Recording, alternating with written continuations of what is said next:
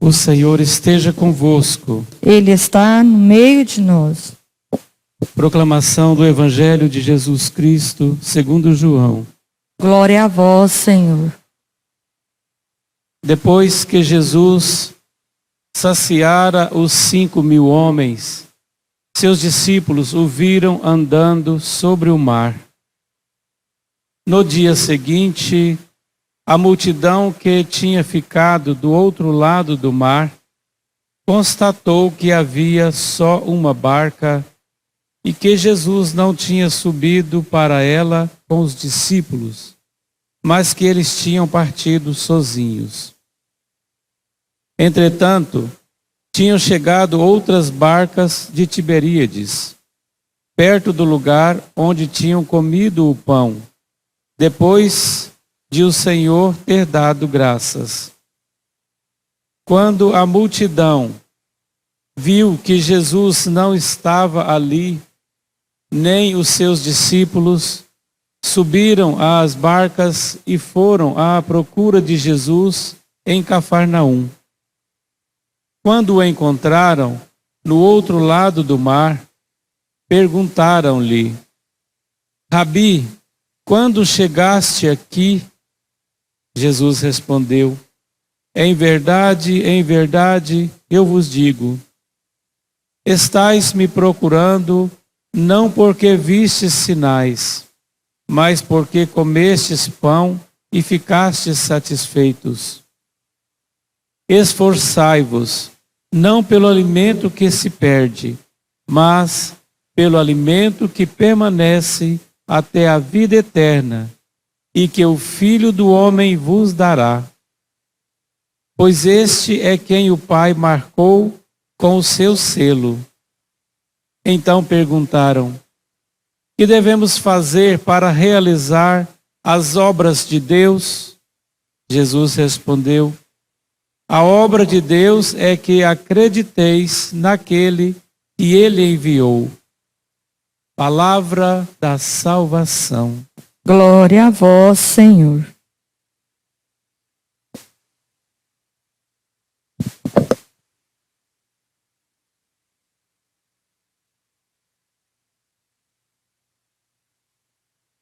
Meus irmãos e minhas irmãs, essas leituras aqui, umas pequenas reflexões. Primeiro é essa progressão na graça e na fé tão rápida como Estevão, né? Diante de todos aqueles que foram escolhidos para cuidar das viúvas, Estevão decolou. O que faz alguém ser mais rápido na docilidade à graça? A abertura de coração, a humildade, a sede de Deus, o amor. Estevão, cheio de graça e poder, fazia prodígios e grandes sinais entre o povo. No nosso dia a dia também, pode ser que nós que estamos na igreja há anos, mais cedo ou mais tarde, nos deparemos com pessoas que abrem o coração muito mais que nós. Alguém que talvez fosse até um grande pecador, uma prostituta, não sei, que de repente chega aqui e abre o coração muito mais que a gente, com muito mais humildade, e começa a se destacar, né? E o grande risco nosso é nós olharmos com os olhos da carne, com inveja, ciúme. Tem até padre que tem ciúme de leigo que cresce, né? Sendo que, com os olhos da fé, quando um leigo cresce muito na fé, pela comunhão dos santos, ele faz é puxar a gente, né? Na vida espiritual, não é igual na vida terrena. Quando alguém se destaca, parece que vai tomar o meu lugar. vão dar mais atenção para ele ou para ela. Na vida espiritual, não se esqueçam disso. Quando alguém cresce na fé, na santidade, por causa da comunhão dos santos, ele puxa todos nós, inclusive o padre. A não ser que o padre esteja com invejas. Mas se o padre está aberto a ver os seus fiéis crescerem na santidade, nunca, jamais é uma ameaça. Por isso que eu sempre peço para Deus, oxalá, se essa paróquia estiver cheio de Santa Teresinha, São João da Cruz, santos, né? Oxalá, quem dera. Mas temos que ficar muito, muito, muito atentos. Muito atentos. Porque se isso acontecer, nós não façamos o que fizeram com Estevão. Alguns membros da sinagoga, junto com os sirinenses e Alexandre, começaram a discutir. Porém, não conseguiram resistir à sabedoria e ao espírito que ele lhe falava. Olha que feio. Então subornaram alguns indivíduos que disseram: ouvimos este homem dizendo, criaram calúnias, né? Isso é muito comum hoje. É muito comum no trabalho, né? Pessoa que se destaca, seu colega de trabalho, sua colega, você começa a falar mal dela porque você não tem capacidade de lutar para ser melhor. Fala com o patrão, principalmente quando você já está há muito tempo no trabalho. E você vai no patrão, na patroa, e começa a destruir a imagem daquela pessoa que você tem inveja. A inveja é um pecado capital muito, muito grave. Eu já falei aqui, tomem cuidado com as atitudes, porque se esse patrão demite e tem consequências nessa família, você vai pagar por todas as consequências até o juízo final. A justiça divina não falha. Desse modo incitaram o povo e os anciãos, doutores da lei, que prenderam Estevão. Por que prenderam? Porque era cheio de graça e poder. E estava cheio do Espírito Santo. Este homem não cessa de falar contra este lugar santo e contra a lei.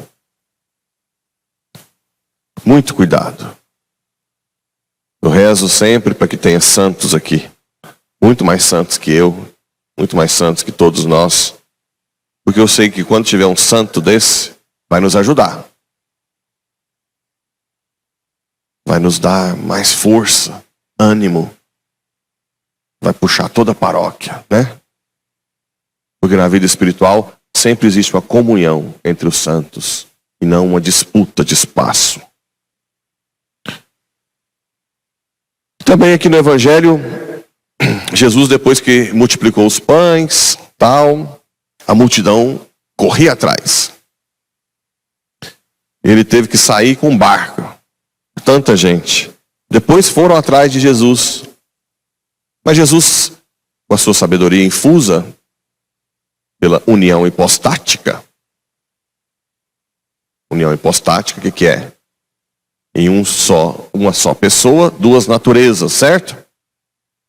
A natureza humana, a natureza divina. Lembra que eu falei que Jesus quis ter uma natureza humana nossa, realmente humana, quando ele estava aqui. Ele não tinha o poder de saber tudo divinamente, porque ele não quis isso. Mas ele tinha a união hipostática com a divindade, em que o Pai infundia uma ciência de acordo com a missão que ele ia fazer. Então ali foi infusa essa ciência de que o povo estava buscando ele por causa da comida. Aqui é um outro aspecto que nós temos que lutar. Nós temos que educar nossos sentidos a serem controlados e a termos abertura às coisas sobrenaturais. Se nós não educarmos os nossos sentidos, aí entra oração, penitência, jejum, autodomínio, para que nós comecemos a clarear a nossa razão. para ter o acesso às coisas celestiais e para que nós possamos aspirar às coisas celestiais. Aquele exemplo que eu sempre dou. A mãe que vem aqui diante do Santíssimo e fala: Senhor, que meu filho passe no vestibular. Nós estamos pagando cursinho há tanto tempo. Não é uma oração ruim em si, mas existe a mãe que educou para o alto. Senhor, eu quero meu filho santo no céu, mesmo que nunca passe no vestibular. Eu sei que ele quer fazer medicina, mas que seja feita a tua vontade. Se a medicina o fizer perder, que ele não seja. O que eu quero é que ele seja santo. Acho que aí o céu treme, né? Porque ela educou para as coisas do alto. A primeira mãe não é ruim, mas é infinitamente mais baixo do que a segunda mãe. A segunda mãe já está nas moradas do céu, né? Em verdade, eu vos digo, estáis me procurando não porque vistes sinais que apontam o alto, mas porque comestes pão e ficastes satisfeitos. Esforçai-vos não pelo alimento que se perde, mas pelo alimento que permanece até a vida eterna, e que o Filho do Homem vos dará, pois este é quem o Pai marcou com seu selo. Se o povo soubesse o que é Eucaristia, hein? Quanta gente dormindo agora. Meu Deus. Um pão que não é mais pão, que é o próprio Deus que se faz comida para te dar a vida eterna. Nós deveríamos procurar uma missa e andar quilômetros a pé. Quantos e quantos não querem? E quantos não podem, né? Imagina uma comunidade ribeirinha no Amazonas que tem padre a cada 6 meses. Eu lembro, quando eu trabalhava ainda como médico, a missa era 7 horas da manhã também. E um dia que eu trabalhava muito, eu falava: amanhã eu não vou à missa. Dava 6h30, eu acordava assim, falava: meu Deus, Jesus está lá, vai se atualizar, vai sacrifício por mim. Eu não conseguia. Aí eu ia à missa, mesmo cansado. E eu sempre achei estranho. Aqui vai uma crítica. Não, padre, segunda, quarta e sexta eu vou à missa, terça eu vou para academia, outra eu vou fazer pilates, outra eu vou fazer aqui. Não. Eu não gosto de ouvir isso. Não porque academia, pilates ou sei lá o quê, aula de canto, de música, não sejam bons. É ótimo, tem que fazer. Mas colocar no mesmo nível da Eucaristia, eu acho que ainda é um sinal que se precisa educar para as coisas do alto.